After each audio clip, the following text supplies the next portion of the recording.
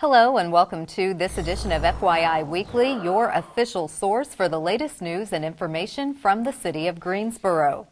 For the second consecutive year, the city of Greensboro ranks in the top 20 best-run cities in America, according to Wallet Hub. Coming in at 17 this year, Greensboro ranked particularly high in financial stability, total budget per capita, and education. City Manager David Parrish said this ranking doesn't happen without the help of everyone who works for the city of Greensboro. This tells me our staff does a tremendous job each and every day for our residents, and I'm extremely proud to see Greensboro acknowledged for its hard work. To determine the effectiveness of local leadership, Wallet Hub compared 150 of the largest U.S. cities based on their operating efficiency. A quality of city services score comprising 37 key performance indicators grouped into 6 service categories was measured against the city's total per capita budget. The city of Greensboro is partnering with the city of High Point and Guilford County to launch Piedmont Discovery. This mobile app allows you to search for local parks, trails, and recreational activities. It is one of the only regional park and trail locator apps in the country. Piedmont Discovery will list trails, playgrounds, or dog parks, as well as the recreation areas and facilities owned by Greensboro, High Point, or Guilford County. Get directions and access local Parks Department websites for more details about each location. The app also lets users explore trails based on their level of difficulty and terrain. The goal is to expand the public's ability to reach park systems across the Piedmont so more people can be connected to the amenities that enhance quality of life and well-being. The City of Greensboro's information technology team designed Piedmont Discovery. The app can be downloaded from Google Play or the Apple Store.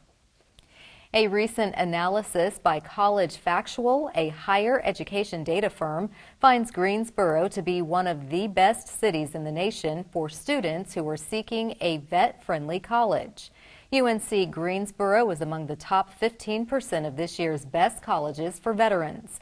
Ranking factors included veteran affordability, overall college quality, and other metrics that are important to both veterans and active duty military personnel. When it comes to veterans, UNCG is ranked 242 in the nation and number 7 in the state of North Carolina. There are nearly 15,000 veterans living in Greensboro and roughly 2,000 students using the GI Bill at local colleges and universities. With Greensboro's population being roughly 290,000, this means an estimated 5% of the population are veterans. Greensboro also boasts several other resources for veterans, including 2 VA hospitals in the area, along with an NC Works Career Center in Greensboro and High Point, each with veteran representatives on staff. In an effort to help each of us improve our quality of life, the city has partnered with Cone Health for a series of brief and informative videos designed to inspire you to make better choices when it comes to healthy living. Let's check in with our friends at Cone Health for today's news for your health. Hi, I'm Dr. Tamer Yalcinkaya, Medical Director at Carolina's Fertility Institute and a reproductive endocrinology infertility specialist. Today, I'm going to talk about information couples need to know as they start their journey to become parents. Infertility is defined as inability to conceive after 12 months of unprotected intercourse. However, this definition has been modified. For example, for women over 35, they are advised to seek medical help only after 6 months of unprotected intercourse. And women who are 40 or older are advised to get medical help only after 3 months. Infertility caused by problems in the female partner about a third of the time, problems in the male partner about a third of the time. The remaining third caused by combination of issues in male and female partner, or it may be unexplained. Female factors are usually ovulation disorders, or it can be anatomic problems with the fallopian tubes or uterus, or a condition known as endometriosis. Male causes of infertility are usually problems with sperm production, low sperm count, or low sperm motility, or they can be issues with sexual function. Unexplained causes of infertility are believed to be due to conditions such as mild endometriosis or immunologic causes, timing, or problems with intercourse. Before trying to conceive, it's very important to know that certain lifestyle factors impact reproductive health and ability to conceive, and not observing these points may actually cause a delay in conceiving. Number one is overweight, and sometimes being underweight can delay ovulation or interfere with proper egg production in women, and it can also affect sperm production in men. It is important not to exceed more than 5 hours per week of strenuous exercise, but also not to be inactive.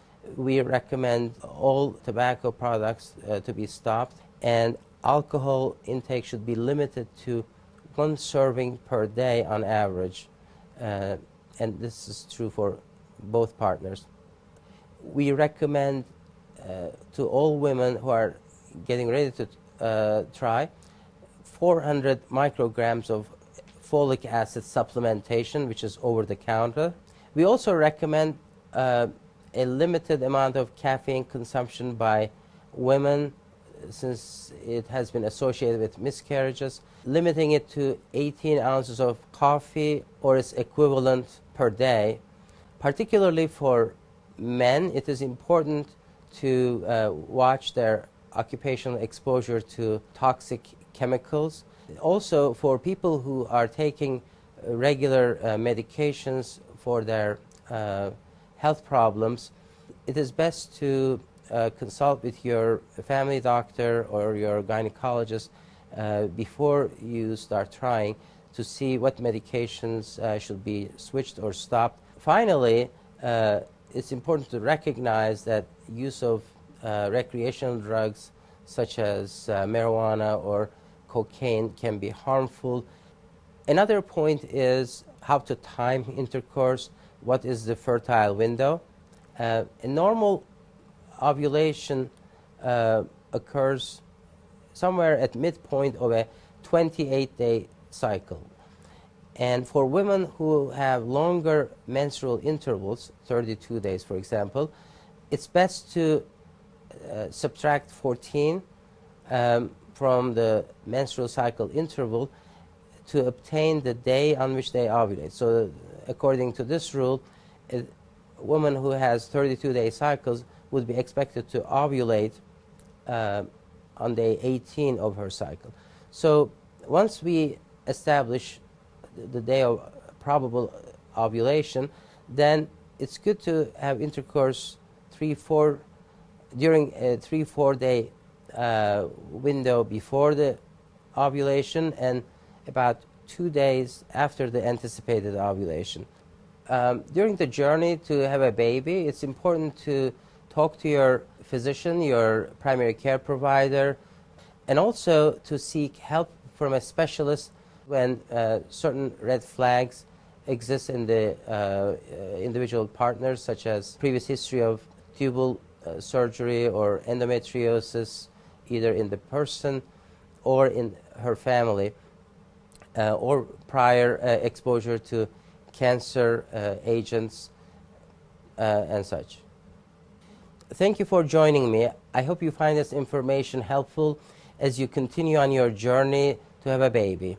For more information, please go to conehealth.com/infertility.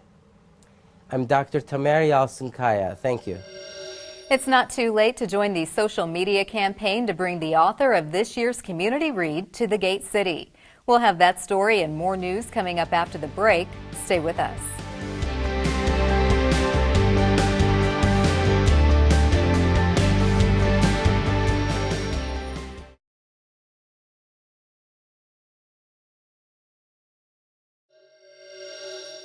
Welcome back to FYI Weekly. Greensboro joins the ranks of 12 U.S. cities suitable for millennial living, according to National Mortgage News. While job opportunities and housing market forecasts are factored in, affordability and livability, a combination of environment quality, commute to work, education, and crime rate, carry the most weight with these rankings. Since costs stand as the biggest hurdle to homeownership, the magazine suggests this generational demographic needs to look past the popular metro areas lining the coasts. From Middle America to upstate New York, Greensboro is among the top 12 cities offering the best opportunities to millennial homebuyers. The weighted average represents the millennial metric and is based on a 100-point scale.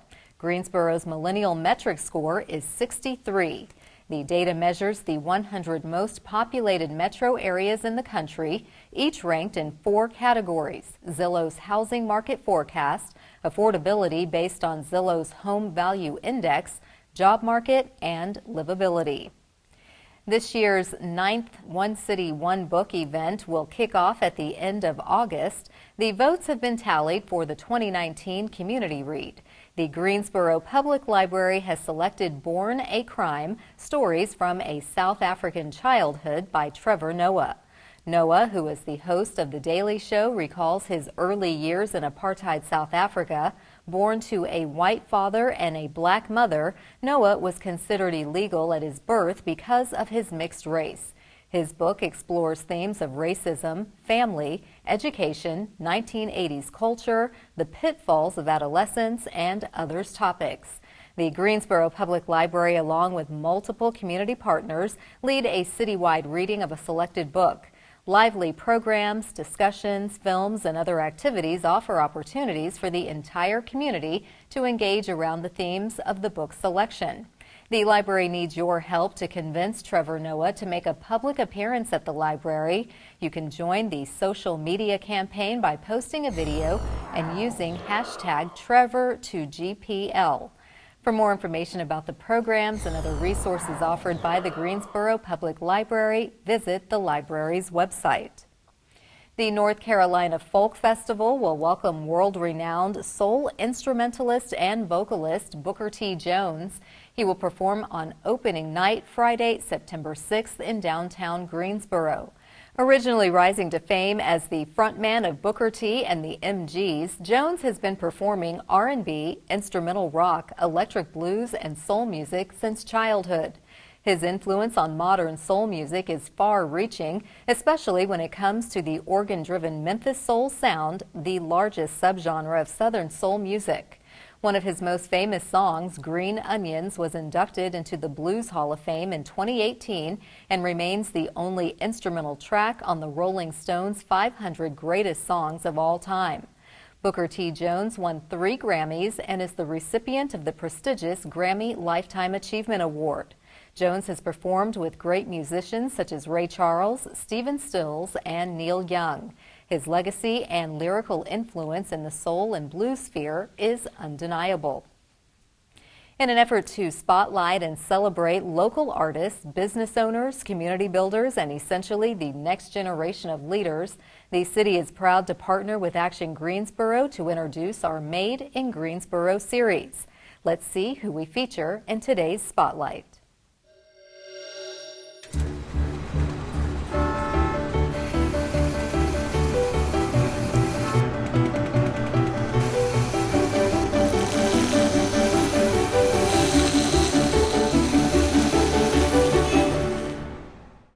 Jacob builds guitars for Roscoe Guitars, a fixture on North Spring Street since 1972.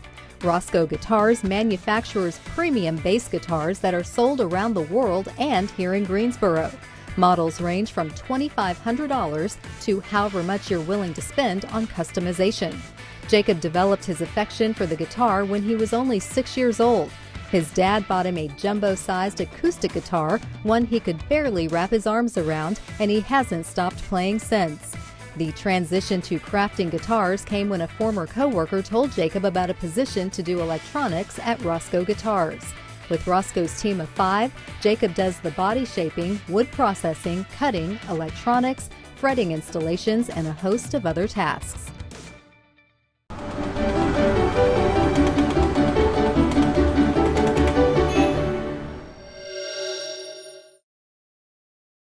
To learn more about Made in Greensboro or to see more images taken by photographers Jerry Walford and Scott Mothersbaugh, visit the Action Greensboro website at madeingso.com. The Greensboro Department of Transportation is embarking on a comprehensive plan to save lives.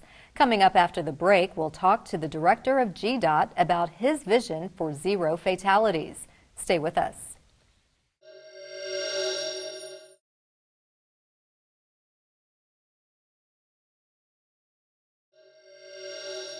Welcome back to FYI Weekly. The city of Greensboro is setting its sights on being a community void of traffic fatalities. Achieving this goal will require all residents to do their part when they get behind the wheel.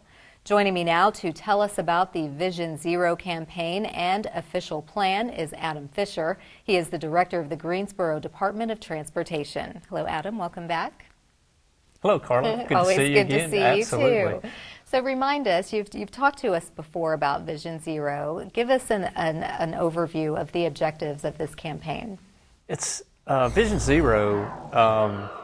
At the core of the program is we really want to reduce traffic fatalities and serious injuries in Greensboro by a significant amount.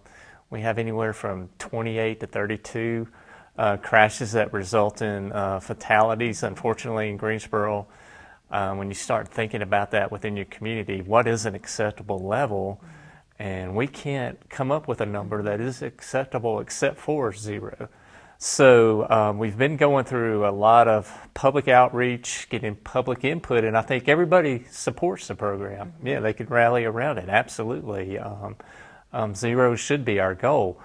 Some of the next steps are setting some strategies that could help us reduce those unfortunate incidents in Greensboro. Well, that is an impressive campaign and an initiative that could impact everyone, whether you are a driver or you are transporting people in your car who aren't old enough to drive.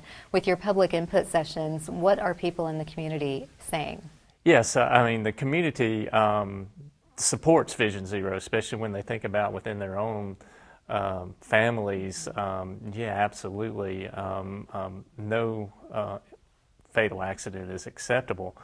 We're throwing out some ideas to see how acceptable they might be to maybe some more increased enforcements around red light running or speeding or anti-texting laws. And we're finding in general most of the population is in favor of increasing enforcement and awareness. We're going to follow up on that input and hopefully implement some new enforcement initiatives out there. We'd like to bring back the red light camera program, work with the school system on a cost sharing proposal because all the revenues go to the school system. It's a misnomer that's out there that this is a revenue generating vehicle for the city. It's absolutely not. The city doesn't receive any funding from the red light. Actually, all the funding goes to the schools. And it's a friendly reminder and sometimes a wake-up call to folks to, yeah, it's $50, but man, there's not much more of a hazardous thing you can do than to blatantly run a red light. And anything we can do to raise that awareness of how hazardous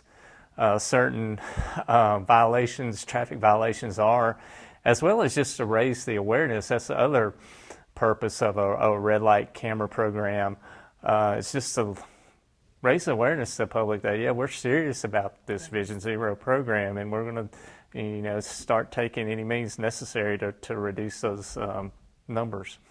Well, you do have city council support, which is always helpful, and you're developing a formal plan. Can you tell us where you are in that process? Right. City council has adopted our going forward with Vision Zero.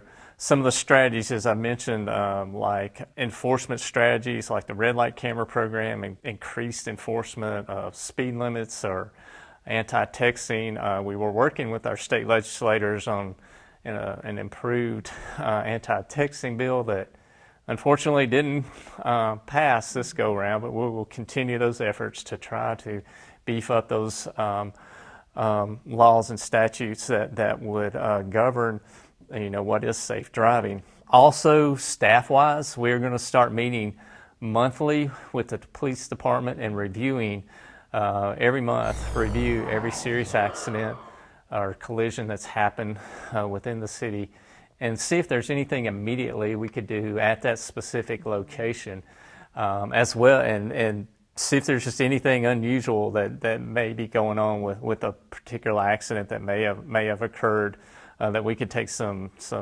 quick measures like adding a guardrail or maybe improving the friction factor on the pavement if it's in a sharp curve, and drainage seems to be an issue. And then also comprehensively looking at strategic corridors where we're having high frequency of accidents, and looking at countermeasures along those corridors.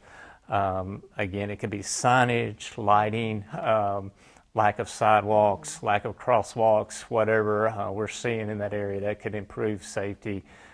Take some of those measures as soon as we can. Okay, well, you have a tall order and a lot of things on your plate. We thank you for making it a priority to keep us safe and keep our roads from being a zone, a death trap of sorts.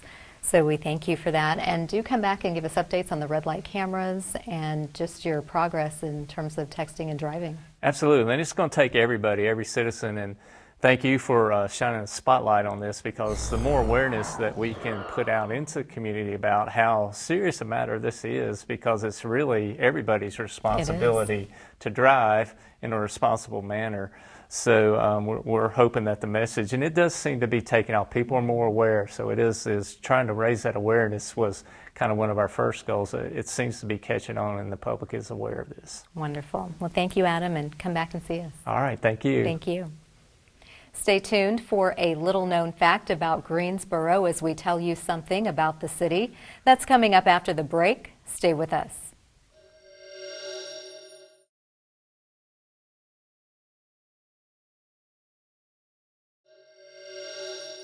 Welcome back. One way to stay informed about decisions that impact our city is by attending or tuning in to City Council meetings at 5:30 p.m. on the first and third Tuesday of the month. The Greensboro City Council meetings are open to the public, but if you cannot make it to the City Hall, we broadcast the meetings right here on GTN. And the meetings held in the council chambers are also streamed live on the city's website. Starting in July, meetings on the first Tuesday of the month will take place in one of the city's 5 council districts to allow council members to engage more residents. Those meetings will be broadcast the following Saturday at 10 a.m. Meetings on the third Tuesday of the month will continue to take place on Level 2 of the Melvin Municipal Office Building, located at 300 West Washington Street. The fourth Tuesday is reserved for a meeting as needed. To review the council meeting locations, schedule, and agendas, please visit the city's website. Here's an opportunity to learn a little something about the city. July is National Parks and Recreation Month, which has been recognized since 1985. According to a recent study by Wallet Hub, Greensboro is the best city for recreation in North Carolina. Greensboro ranks 61st in a study comparing a sample of the 100 most populated U.S. cities in 4 key dimensions: entertainment and recreational facilities, costs, quality of parks, and weather. Wallet Hub considered only the city proper, excluding cities in the surrounding metro area. The 4 dimensions reflect 48 relevant metrics, including number of attractions, spending on parks and recreation per capita, and amount of available park land. Each metric was graded on a 100-point scale, with a score of 100 representing the highest level of recreation friendliness. Greensboro earned a score of 41.39 and placed 11th in the nation in the cost category. The worst city for recreation, according to Wallet Hub, is Jersey City, New Jersey, followed by Irving, Texas, and Oakland, California. Coming up after the break, we'll showcase our department spotlight, but first, prepare to mark your calendar for all the great events happening this week on the town.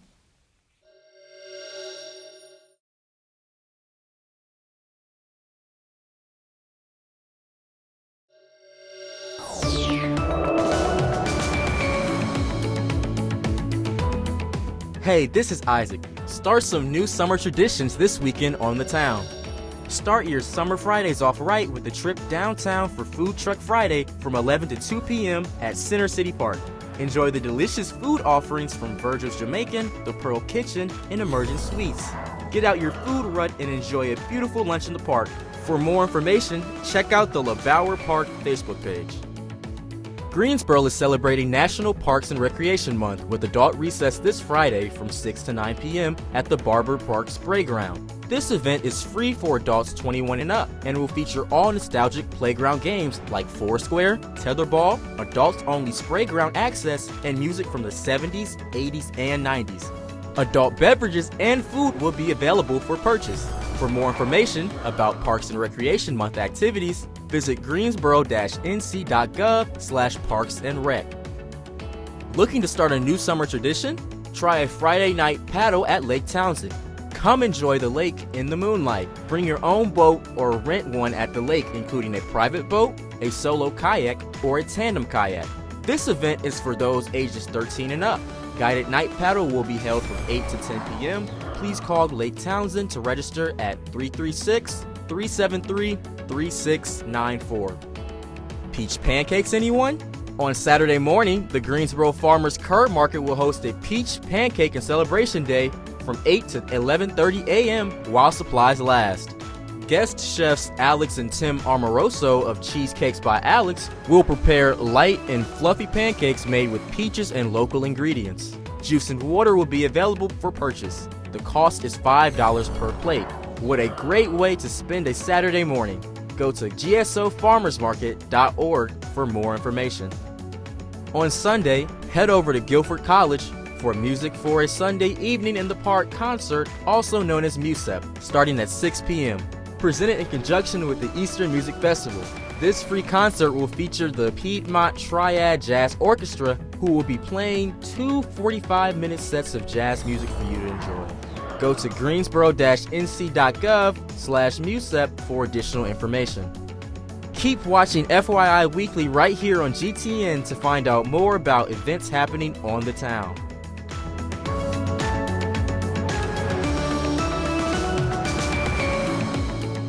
Welcome back. The City of Greensboro has more than 20 departments and several divisions committed to serving you, our residents and visitors. Let's go behind the scenes in our department spotlight.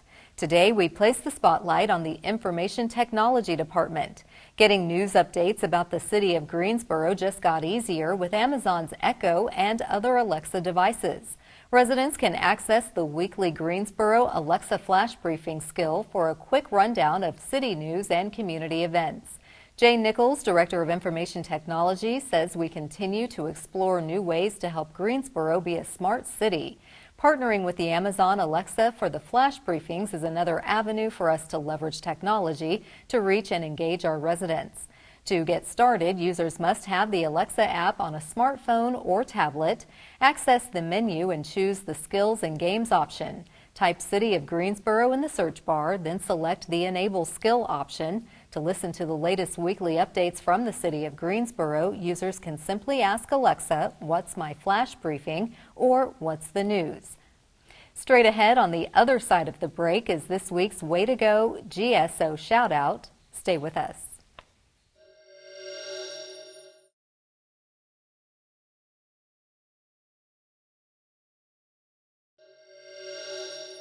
As we draw to a close, we always want to end on a positive note with our Way to Go GSO shout out.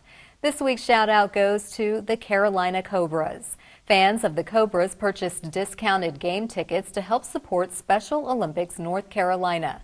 $3 of each admission for the matchup against the Orlando Predators went to Special Olympics. The first 200 Special Olympic athletes who showed up wearing their medal received a free hat. Special Olympics organizes sporting competitions for athletes with intellectual disabilities. Proceeds from the Cobras game benefit Special Olympics of North Carolina. That concludes this edition of FYI Weekly, but you can easily stay connected to the latest city news by linking to us on Facebook, Twitter, YouTube, and Instagram. Alexa users can subscribe to our 5-minute flash briefings. Be sure to download our weekly podcast, Talk City Greensboro. For all of us here at the City of Greensboro, thanks for watching, and we'll see you next time.